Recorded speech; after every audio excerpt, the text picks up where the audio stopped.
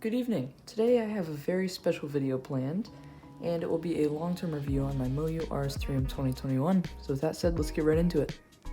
So this is my MoYu RS3M 2021 maglev, and that means that instead of springs, there are two opposing magnets in the core here that act as like the same as springs.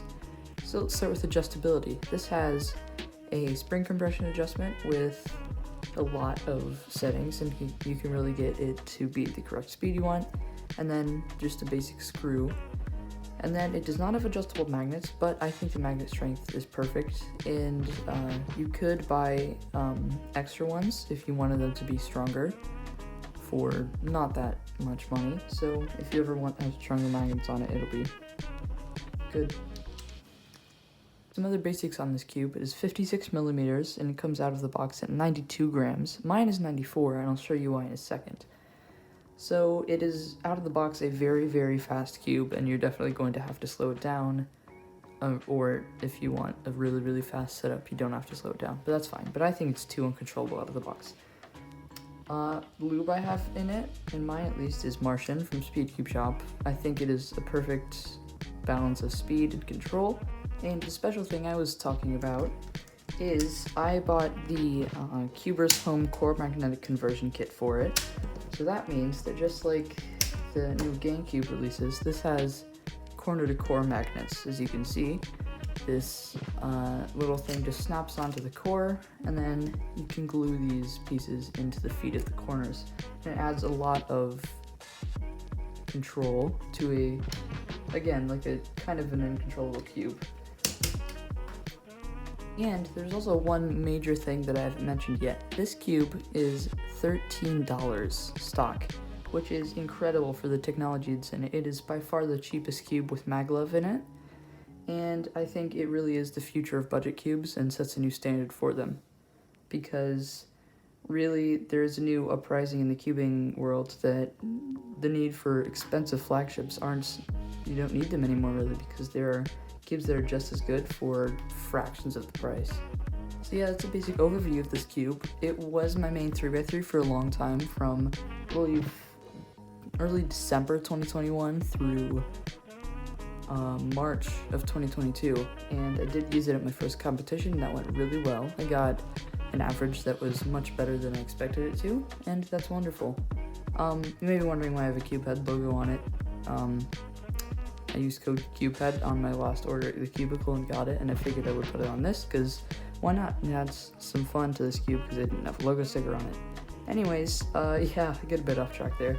But this is a very, very quick cube, and I think is very, very similar to the RS3M 2020, but it does have less friction in the core because of the maglev, and I think can be set up to be faster than the 2020. One of the negative things about this cube is its weight. It is, as I said, 92 grams, which is very heavy, most of that coming from the maglev inside of the core. But I think if you use this cube for long enough, and I have, it really doesn't matter the weight anymore. And yeah, newer cubes are a lot lighter, but I don't think that weight in a cube is as important as I used to make it out to be. I used to care a ton about the weight of this cube, and I was so upset when I realized how heavy it was. But now, after I've used it for a while, I'm like, no, I don't need it anymore. And why it isn't my main cube anymore is because I was introduced to the GAN 11M Pro, and now that is by far my favorite cube in the world. So sorry RS3M, but yeah, it's too bad. Okay, now that I've talked about this cube, I'll do a quick average of 5 on it.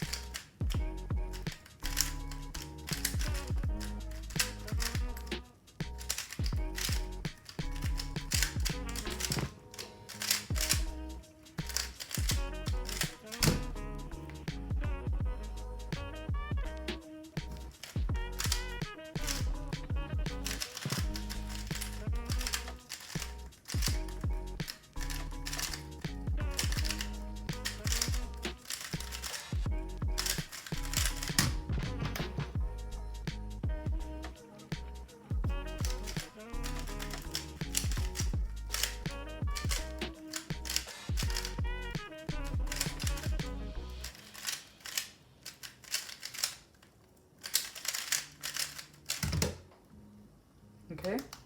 One thing that I love about this GAN timer is you can get an average of 5 on it. So mine was 1450, solid, and yeah, times would have been a bit better, but I just haven't used this cube in a while. So, with all that said, thank you for watching, and I hope you learned something today. See ya.